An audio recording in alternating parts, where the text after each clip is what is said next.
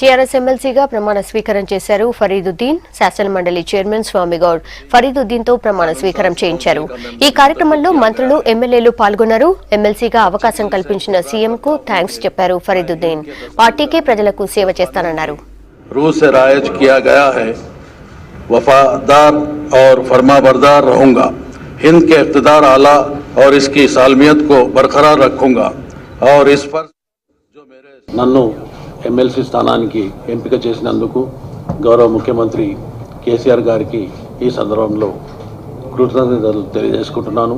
అదే మాదిరిగా రాష్ట్ర మంత్రివర్యుడు హరీష్ రావు గారికి ప్రత్యేక ధన్యవాదాలు తెలియజేసుకుంటున్నాను.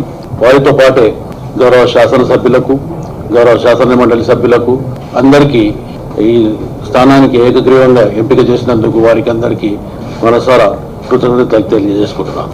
చేపడుతున్న కార్యక్రమాలు అభివృద్ధి కానీ, సంక్షేమం కానీ భారతదేశంలో ఏ రాష్ట్రంలో జరగని విధంగా ఈరోజు ముందుకెళ్తున్న తరుణం.